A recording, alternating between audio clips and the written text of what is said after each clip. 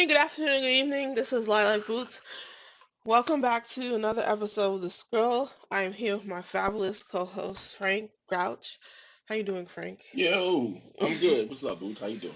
I'm all right. A little tired, which is stupid because I literally woke up like 3 hours ago. But anyway, so this week's top stories. The main thing, on Thursday, Capcom had their showcase, which is like super late. I assumed they were gonna do it when everybody else had theirs like 3 weeks ago. Last time we spoke about all the developer highlights and stuff.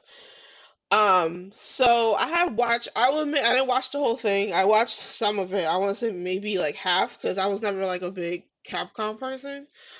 Hmm. So first Resident Evil, obviously from the showcases from 3 weeks ago, they announced they were doing another Resident Evil, except that Leon is not the protagonist in this new one.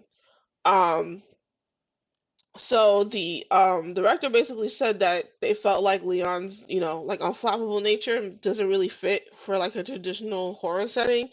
He Yeah, said, like Leon. mhm, Leon done been through some shit, man. I don't think he can't scare Leon anymore. Like he fought everything. There's nothing left for him anymore. He's good. mhm. Like it's nothing. That's good. I like that. Yeah, and the director said himself like no one wants to see Leon scared by every little thing.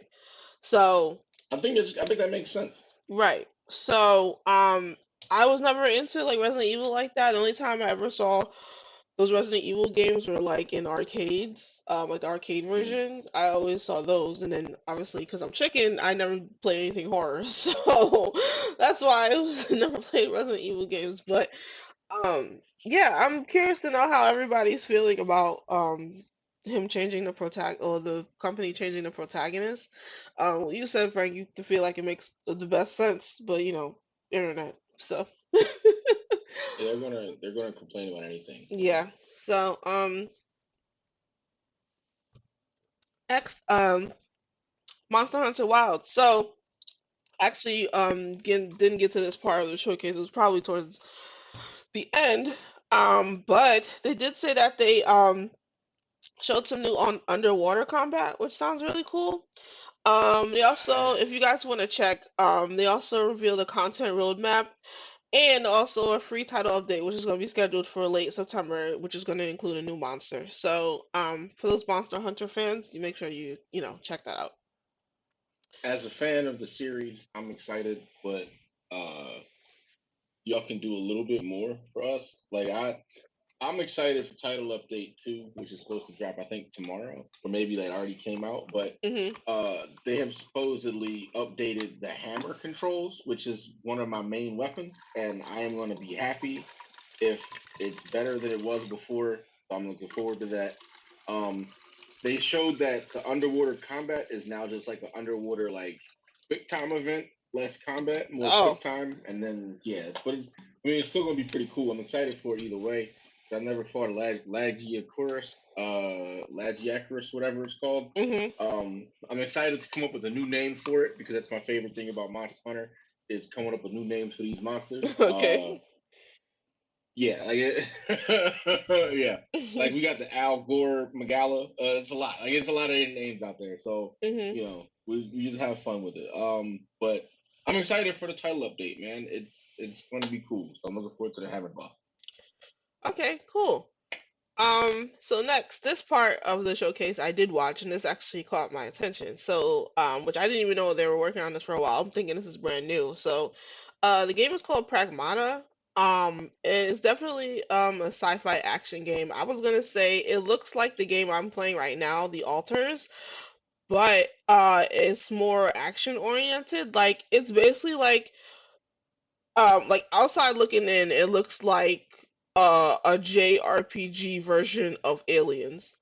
Like, and I want to make sure it's Aliens, not Alien, because Aliens with the S is the one with the little girl, right? Where she had to save the little girl, the second one. That I think so. Yeah, I so forget. it's been Alien was the original chest burster. I think Aliens was that. right. Okay, yeah. So it basically looks like a Japanese version, Japanese RPG version of that, of Aliens. What in the Because Big Daddy Little Sister is going on here? so yeah, essentially, when I watched it, it basically was like, okay, like trapped in a space station, just like the movie, and your except the little girl has powers in the game, so she's helping you basically, I guess, figure out like what's going on, why you guys are trapped, and yada yada yada. It looks really cool, honestly. It looks like something I would play. To be honest.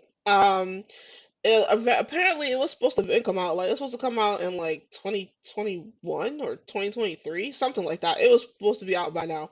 But Capcom finally confirmed that it's going to be coming out next year. If you want to play it yourself, there's going to be a hands-on demo available at Gamescom this year, which is actually I would say a month and a half from now. It's going to be at the end of August, Hold on. specifically between the 20th and the 24th. So, if you want to find more about it, you can definitely go play it there too. Go ahead, I Frank. went and looked up Pragmata, and Mhm. like, I'm not against innovation in gaming. I Mhm. think it's cool. Mhm. They put that game where you gotta like solve the puzzle with like the liquid and like go through the tubes and shit. That's the that's part of the combat. So like the little girl has to solve the tube puzzle to open up the armor, and then you gotta shoot the armor, like shoot the weak point. I am interested in this actually. Like I'm more interested because of that gameplay mechanic than anything, Mhm. and I like that. Like Oh, new gameplay mechanics will actually pull me in. If you tell me there's a game that does that now, I'll probably play it just because it seems like a fun way to do some puzzle and combat. But I'm now interested in this game way more than I would have been because I didn't know anything about it. But seeing the combat kind of dope, so I'm very curious as to what this is going to be. And it's Capcom, so it's not going to be too bad.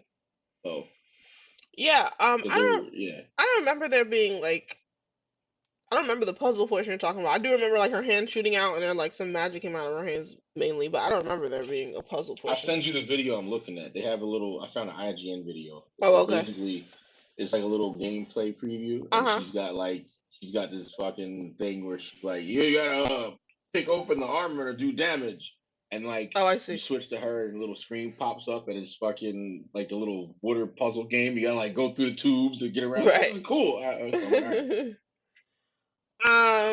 And yeah, so that's Pragmata. And finally, so Street Fighter 6. So, this portion I did see. I think I stopped like right when they started talking about this. I'm not a big fighting game person. I think the most fighting I've ever played was maybe like Tekken 3, like years ago. Mhm. Yeah, so Street Fighter 6, you guys or fans, you guys can look forward to a new line of summer themed outfit for swimsuit costumes for 7 characters, including Cammy and Chun-Li, which is supposed to come out next month. So yeah, Winners get more costumes, new outfits. um as always.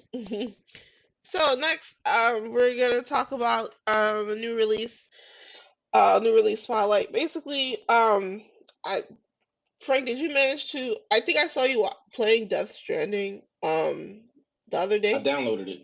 Oh, you downloaded? Did you start playing it at all? Not yet. Not yet. Okay.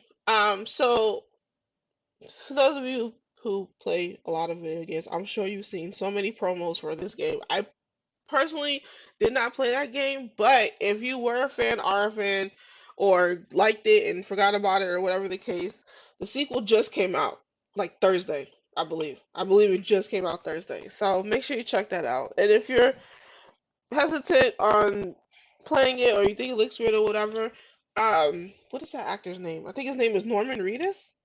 That's him. Yes, he was the star of that game. He was on The Walking Dead. So if you're a fan of his on the show, then just check out the game. Probably looks cool. It's like a sci-fi game, kind of like Pragmata but outside. So, um, but next I wanted to talk. It's Oh, go ahead. Did you want to it's say from something? the weird ass mind of Hideo Kojima, so you have Yes, no idea what you're gonna expect going in. yes. Like there's a baby and like you gotta walk places. I'm curious as to the ladder part where you gotta like bring a ladder and like Mhm. shit matters. It's a lot. I'm very curious about the game. I just haven't played it yet, so now I figure now's a good time since they gave it to me.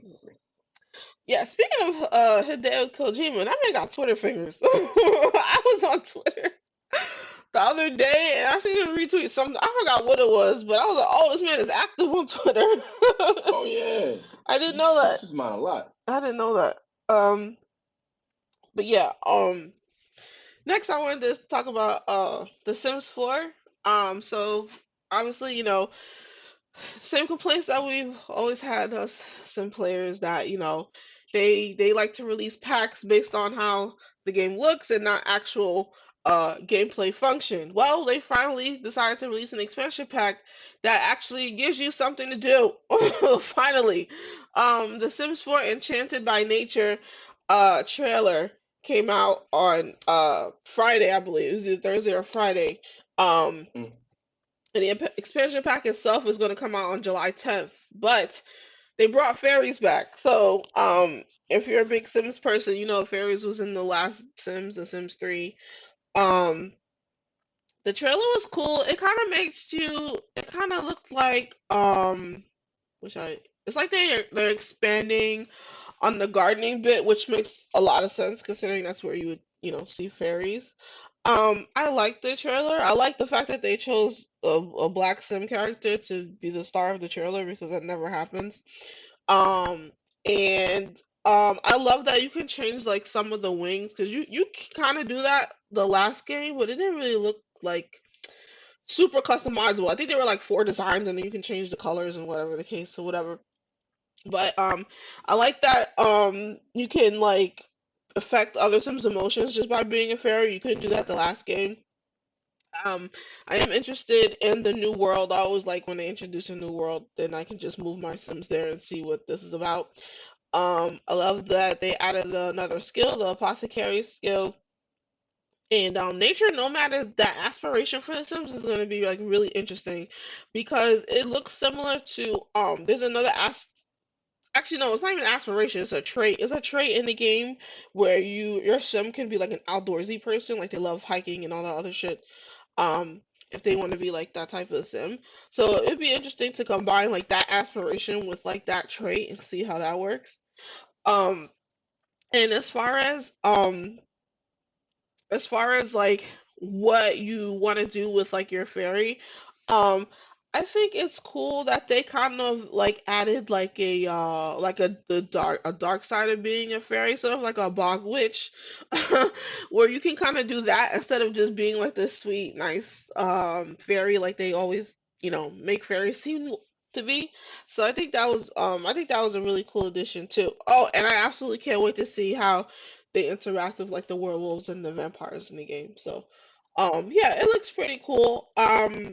I don't know if this is a day one purchase. I do like that they're adding like an actual, a new class of sim in the game and also a new world and all that. But I'm gonna wait for the reviews and see how it is. And also, you know, they they like to put out buggy expansion packs too, so that's another reason why I wouldn't get it day one. But yeah, if you're really into The Sims, you can check out the trailer on YouTube. The trailer wasn't as good as the last trailer that they did, because actually their last trailer made me into this band called The Last Dinner Party. That was a good trailer. That was an excellent trailer. But yeah, just if you're into The Sims, check it out. Um, Next. All right. So I'm excited about this. I'm so happy about this. Okay. If you guys didn't know, Game Informer is back. Oh my God. Game Informer. Listen, I used to buy like copies upon copies upon copies of Game Informer magazine. So after being shut down by its former parent company GameStop in 2024, Game Informer made a triumphant return in March. In a move that's almost unheard of in the industry, and I mean the entire original editorial, video, and production staff returned. I thought that was so cool that they did that. They gave everybody their jobs back. The publication was acquired by developer Gunzilla Games, which has promised them complete editorial independence. So naturally, being a video game news podcast, I'm so excited for them. I'm so happy for them. I'm glad everyone got their jobs back. I can't wait. I'm working on trying to get as many editions as I can.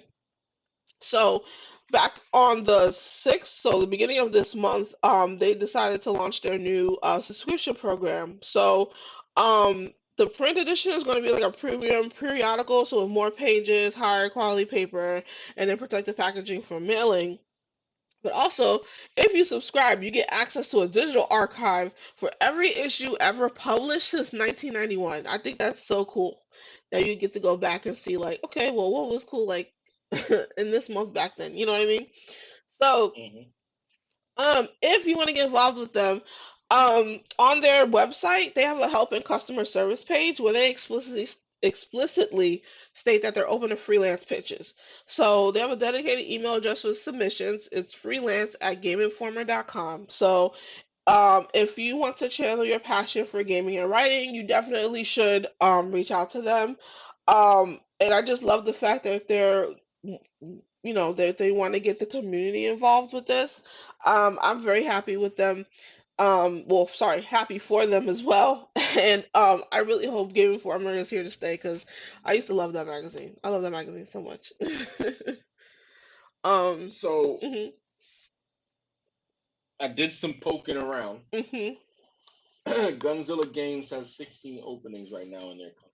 nice. So if you're looking, so number one, if you're looking to get out of this country, they have three locations: Oh, Frankfurt, Frank, hang on. Denmark, Frank, Germany. you're Uh, breaking you're breaking up a little bit. Say that one more time. I said if you're looking to get out of the country, they have three locations. They have Frankfurt, Denmark, Mm, Kiev, get where that UA stands for, and London, Ukraine, or United Kingdom. So nice. they're out of the country, which is great. Um, they're based in Ukraine. I'm sorry, Ukraine, Kiev, Ukraine, United Kingdom, and Germany, right? Frankfurt, Denmark. So they have openings, Mhm, but like they only have one game and it's off the grid, which is like very interesting because it's like a random battle royale game that I've seen pop up mhm, on my PlayStation, and I was mhm. just like, this is new, but all right. Um, I'm glad Game Informer is back.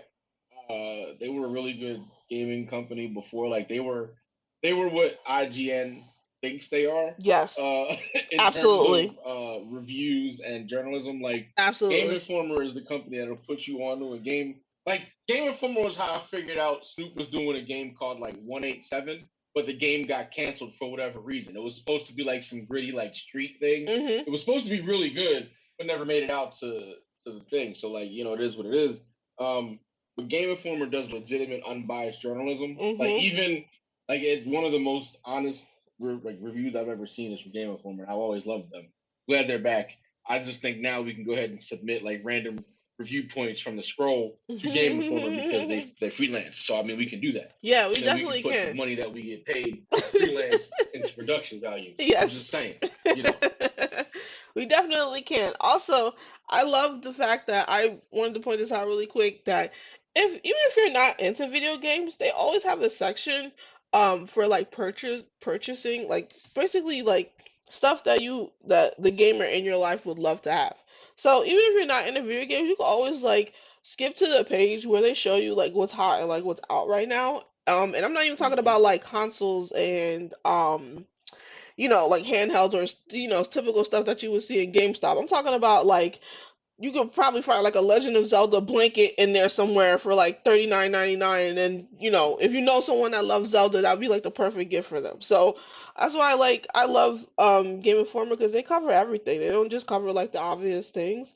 They cover everything. So that'd be just I just love them and I'm glad they're back. So yeah, so Frank, you play Helldivers, right? Uh, I did. Mm-hmm. Are you still I into kind it? of I kind of fell off Mm-hmm. because it is what it is. Mm-hmm. I'm like, whatever. But ooh, I might actually subscribe to this. I'm looking at the game from a website, right? Mm-hmm. Mm-hmm. And I did, but I kind of just stopped because it is Mm-hmm. what it is. But like they released the game is about fascism, and that's kind of like the joke. But Okay. like they just released like Gestapo skins almost Oh like wow. German cop skins, and then they released a police pack like right behind it. I'm like, Mm-hmm. I don't know. Like I don't know. I've been taking a break from it, but maybe. Okay. But Yeah. That's fine. Yeah, I just put in so apparently like the whole community was like working together to defeat like I guess the bad guy in the game. And I Hmm. thought it was cool that Helldivers like since you said it was a joke based on like fascism and stuff, how they have like a this big community engagement. So I thought it was cool that I thought it was cool that you know that they decided to you know give everyone like apparently it's quote collect overdue war reparations unquote for Yeah. defeating all those things. So I thought that was cool that they gave you all some stuff. They some of the, like the community is really good, and some stuff they do is fine. It's just like just we get it that Mhm. the game is technically about space fascism, like spreading democracy, Mhm. going to other planets and spreading democracy, like attacking them. I Mhm. get it, but like y'all gotta dial it back because this is actually happening in real life. People can't seem to separate what's good and bad, and they don't. Their media literacy is like stupid. They don't know this is satire.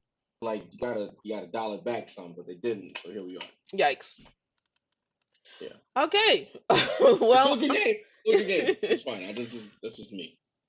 okay. Well, on that note, we'll be right back. We're gonna talk about the major anniversaries for this week and also what me and Frank have been playing. So we'll be right back.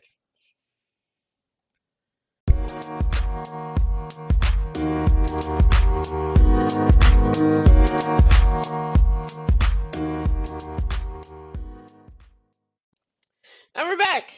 All right. So we wanted to do something a little fun this week. So we're gonna talk about the major video game anniversaries for this week. So last Sunday was the 29th anniversary of Quake. If you don't know, Quake is ID Software's groundbreaking first-person shooter. It was released on June 22nd, 1996. It was a major leap forward for 3D graphics, multiplayer, and the modding scene, with its engine being used for countless other games. So, are you a Quake fan, Frank? Nope. I didn't play anything on PC, so I can't be a fan of something I never played. That's fair. But with Quake, I will say that as a kid, I do remember seeing like the actual box in like Circuit City.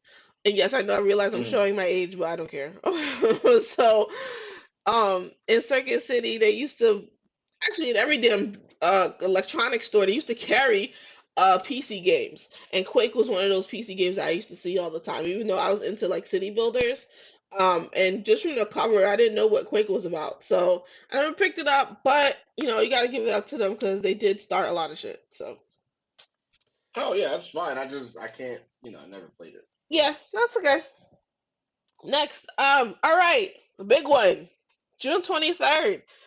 So, Sonic the Hedgehog. It is the 34th anniversary of Sonic. Oh my god. This was the game that started off with the Blue Blur, which was released on that day in 1991 for the Sega Genesis. Oh my god. Now, who the hell has not played a Sonic game? Even I played a Sonic game, and I'm not into Sonic like that. Sonic is awesome. I kind of like Sonic more than Mario, but Mario That's has fair. more variety than Sonic does. That's true. So, I'm still hoping Sega has like some huge comeback at some point. Like I'm not even like not to say that they've super dwindled, but you know, obviously every year it's always like the same people's just Nintendo and Xbox and you know, whatever. I just want some random fourth person to come in and just be knock all this shit down at some point. as a console, ain't nobody's topping Sony. they I mean in Sony's any got such a aspect. foothold. Microsoft even is giving up. I mean in Like any it's not aspect, even, honestly. It don't even gotta be a huh? console. Well, I mean in any aspect, really. It doesn't even have to be a console. Just, you know, I hope Sega does its thing at some point. Sega's been quietly chugging along thanks to RGG Studios and their Yakuza series. True. They have been just moving. Like they released a Sonic game on every platform. They've been chugging along with all the Sonic stuff they put out. They got the RGG Studio stuff. They got the new Virtual Fighter dropping, and I'm sure there's a bunch of other games that I've forgotten about that Sega has dropped in the past couple years that Vito and Bread Mhm. would tell me about. So it's not. I don't. I think they're doing fine. Mhm. They found their niche and they're running with it. I would like for them to release a Vector Man reboot. Now that would be Nectar cool, Man? I but never heard of Nectar Man. yeah, What's Nectar Man? Vector Man. Oh, Vector. Sorry, I was like, what? I was like, Nectar Man uh, was. Nectar Man sounds like a weird mosquito video game. It does. But Vector Man was like this dude, like this action shooter platformer who was just made of like orbs, and like at a certain point, you could turn into different things. Like your orbs would turn you into a helicopter or something, and Mhm. like it was a lot. It was weird. Mhm. If you're not, or I'll tell you what, Sega, if you're not going to give me Vector Man, give me Echo the Dolphin remake. I want that. If only for the soundtrack. I want Echo the Dolphin. Oh my god. If you Uh, haven't played Echo the Dolphin, I will suggest to you um, find you an emulator and play Echo the Dolphin. It's an yeah. old Sega title. Emulators It's aren't really that hard to good. find, so it should be able to Huh? do that. No, I'm saying emulators aren't hard to install, so it should be able to do that. No problem. Yeah, yeah. Echo the Dolphin is a highly recommended title. I'm gonna look that up because since you brought it up. um, next, all right, Super Mario 64 is the 29th anniversary. It came out that same day, but in 1996. That game revolutionized 3D platforming and set the standard for 3D game design for decades. So, who hasn't played a Mario game? Again, Super Mario, Mario Brothers, whatever you want to call it.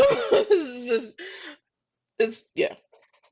I'm not even gonna get into that debate because I have a friend who thinks Nintendo is the video game version of Apple. Well, we're not gonna go there. So, That's a weird take.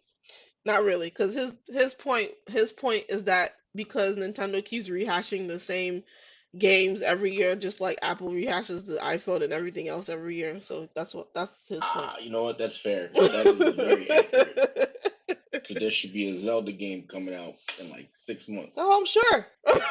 I'm absolutely Set sure. my watch by it. New Zelda game, new Pokemon game. I can go on. On and Uh, on. um, June 26th. All right, 26th. Was the 25th anniversary of Kirby 64, the Crystal Shards.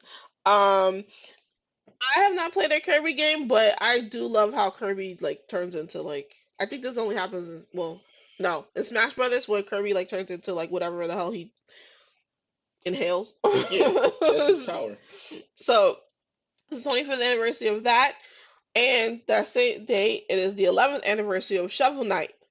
So this iconic indie game helped define a generation of retro-inspired titles, which is true because I remember when that game came out, and I think the only person I knew that was playing that game was Bread. And it Hmm. looked cool. So I was kind of glad because that was like kind of started the whole like uh kind of taking it back. Like the AAA stuff wasn't really not that it wasn't hitting, but it was just like people were now like starting to lean towards like indie games because they were like fun. It was less about the money. It was just fun.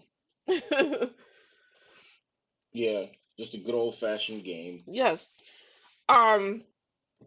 Yesterday there are two huge anniversaries. Yesterday, Diablo II had its 25th anniversary. Um.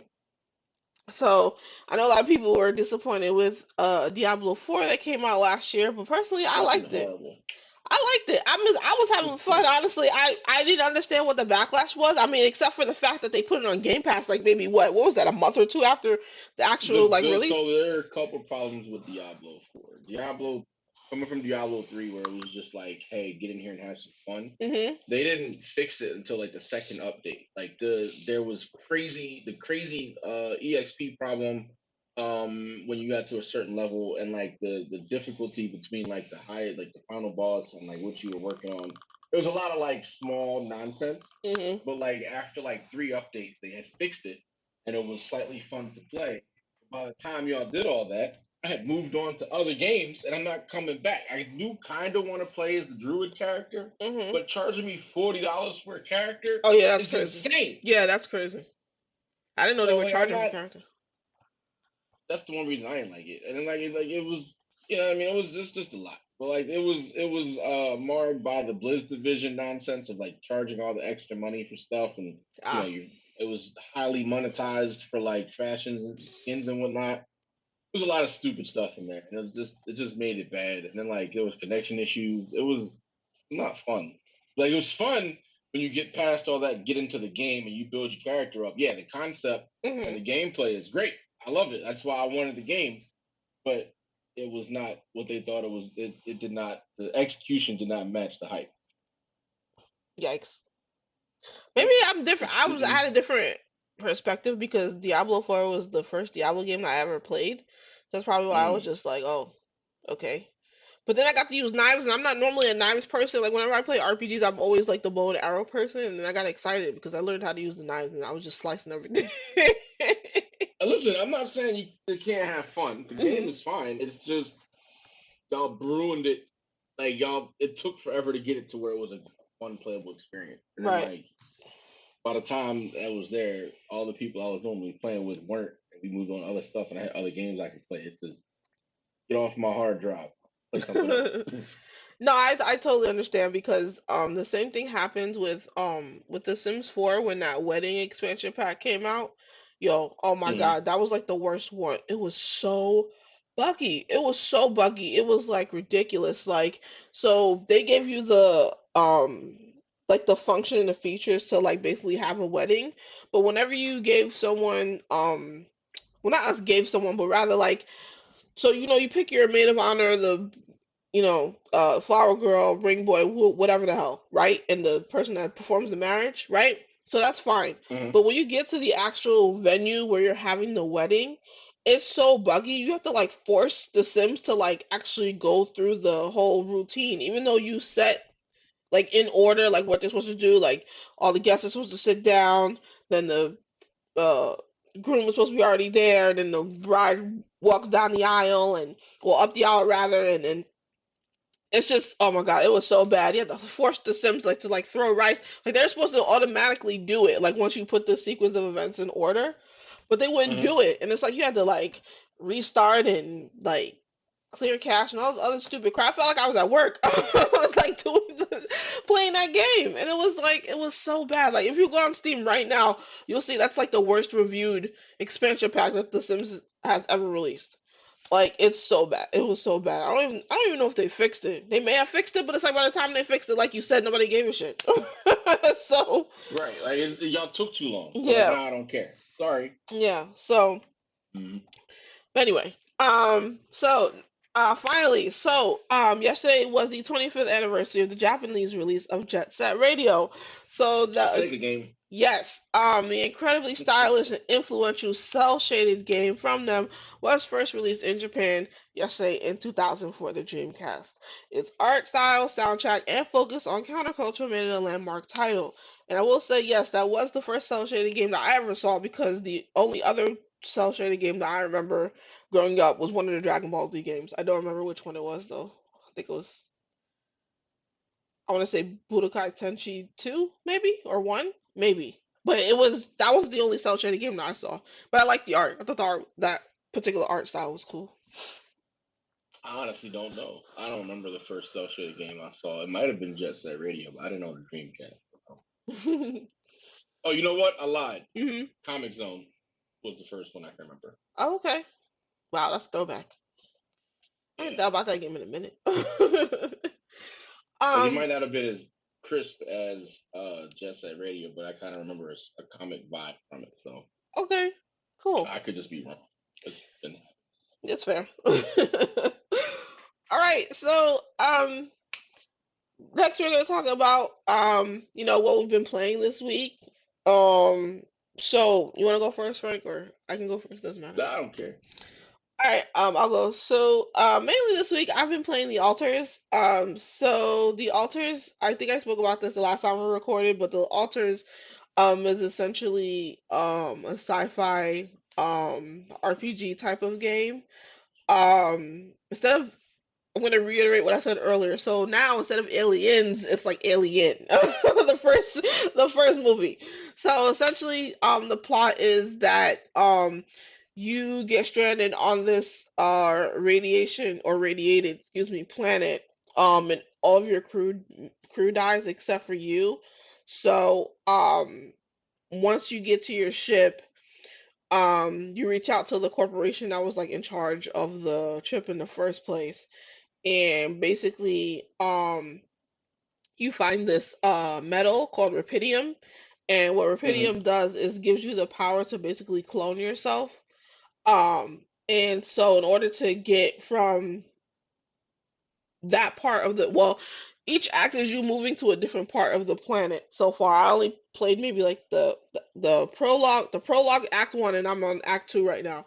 But basically, your goal is to get away from that part of the planet before the sun comes and you basically burn alive. So, I got you. what you have to do is, in order to get the faster way to get you off of that side of the planet, is that you have to clone yourself, to get crew members essentially.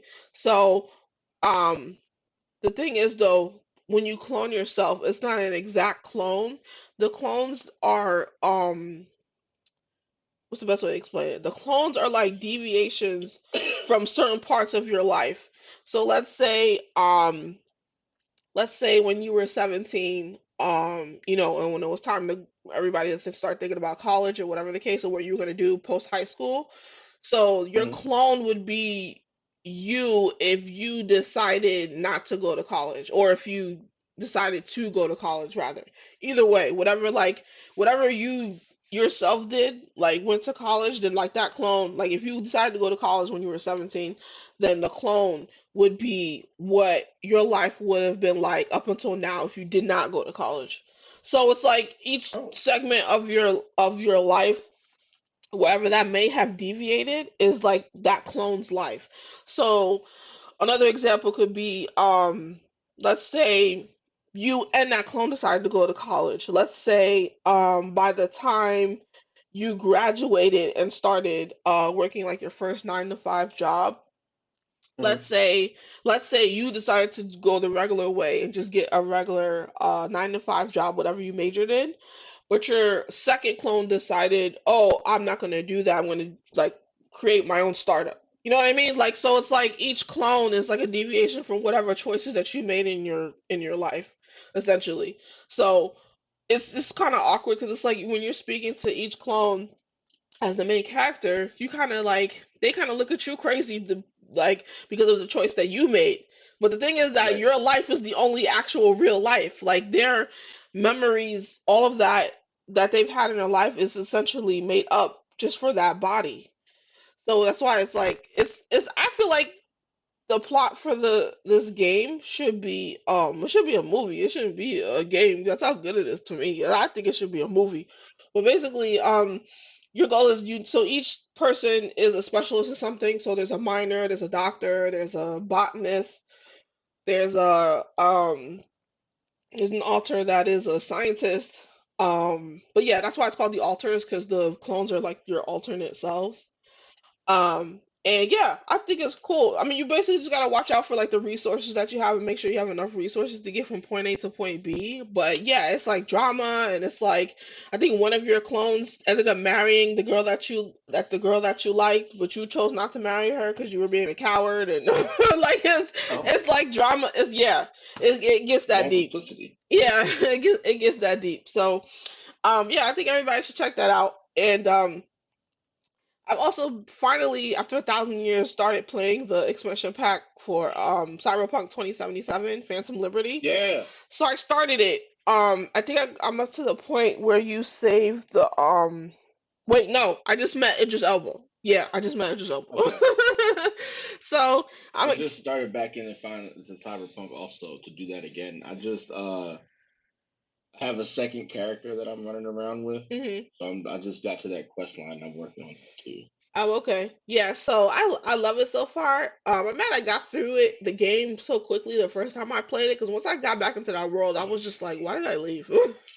You know? I realized the game story isn't like if you go linear, it's Yeah, not that long. it's It's not. like maybe 15 missions, and like Yeah, you just kind of. But the key is not to do that. right. But Like, my whole thing is that with that game and other RPGs, I never do that, and it still fell short to me. Like I was going on wild like side missions or whatever the case, and it still fell short to me. So what I decided to do was when I bought the expansion pack for it. I just went and looked for like other side missions that I may not have done and decided to do those just to make the Hmm. experience last longer. So who knows when I'll finish the expansion pack, but right now I'm just, it's great. This is great right now. I don't know how I did it, but my character is like level 33 or 35, like some high ass level. Yeah. But I haven't done like most of the story stuff. Like Oh I wow. don't know what I did, but like I somehow went the other way. I did that, but so like it's easier for me. Maybe you did the bounty hunter missions, maybe. I don't know what I did. I played like a year ago. So like, oh, okay, and then like I forgot. So I was like, whatever. I'm just punching things again. Let's go. So Okay. yeah. Yeah. So those are the only two things I've been playing. 'Cause I've been busy with like school and the other shit. So, but yeah. Go ahead, Frank. Cyberpunk, and getting back into the net runner of it all. Um, I've been playing RoboQuest, Mhm. which is a really fun, really fun roguelike where I'm like a robot and I'm shooting stuff. Really good game. Um, Final Fantasy 16. Having a blast with that. Like the combat is really good. The story is pretty good. I mean, it's Final Fantasy. Somebody stole somebody magic, and I gotta defend the kingdom. Pretty simple stuff. I hope the ending to that is not as depressing as the last one. I don't know. I don't even know what the last ending was, but it probably will be because it's Final Fantasy. Oh. Um, and I downloaded Death Stranding, so when I finally finish Final Fantasy, I want to start up Death Stranding and also one of the RGG games I have, probably Infinite Wealth, the Like a Dragon sequel, so I can get to my Pirate Island game that I have also. But yeah, I guess, and I, of course, like wrestling and some other shit that I got circulating that I've been playing. So like, I play still some Destiny a little bit, some other stuff too. So I've been moving around with that. So Mhm. Okay. Cool. nothing new is coming that I want until like September, but I'll be jumping on Borderlands 4. So I forgot about that. I still haven't played the series. I think I got the. Do I have it? Do I own it? I might. I don't just start know. at one because if you start anywhere other than one, it's going to get annoying. Start with Okay. one and two because they're both really good. Like you gotta this is gonna sound weird, but like playing one and then two, you appreciate how much better two is than one, but you appreciate what one did to start the To get to story. two. Yeah. And then the the problem then lies with the pre-sequel and then three. So like three isn't it doesn't have the same soul of Borderlands, but the pre-sequel does. But people didn't like the pre-sequel for some reason. But the but three is universally panned because it didn't do a lot of things that the original. Just play the first couple games. Like I'm not Mhm. even gonna tell you that. Just play one and two. Okay. When you finish two, let me know. Mhm. It's gonna be a while because it's a long game and it's Mhm. good that way. Like it'll be a while. But like let's start one. Hell, if you want, if you start two up, I think we can cross play. So like, let me know you get to two, and I'll Okay. see if I can download it and I can jump on there. Okay. Is it like real quick? Is it like Fallout? No, Okay.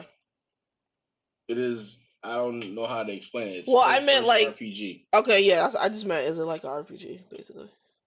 It is, but it's nothing like it's not like Fallout. Like it's hard. That's why like it's best to play one because it explains it's not a lot of games are like this, and Mhm. like this is one of the games that like kind of did like it started this trend that after it, a lot of games did the first person RPG stuff. Like I think Destiny was like just before this, but Okay. like these two games are like hand in hand first person RPGs. Got But it. it's really good. So Okay. Awesome. yeah, All right, well, that's all I have for this week. We hope you guys enjoyed the show. Oh, and I also wanted to say, I wanted to finally announce that we also have our own website now. Yay! yay! All right. So, if you want, you don't have to, because honestly, the links end up going to the same place. But if you want to check both of us out, you can go to getthescroll.com. You'll see little tidbits about both me and Frank, and then also you can see the latest episodes updated there, and also links to any of the podcast streaming services that you may have, so like Apple Podcasts, Spotify, iHeartRadio, however you listen to podcasts or however you normally listen to this show. The links should be there at the bottom. But yeah. Thank you guys so much. I'm thinking about adding some other stuff to the site. I don't know yet, but right now it's just, about plain old us. So, thank you guys so much for listening. And yeah, have a great day. See ya.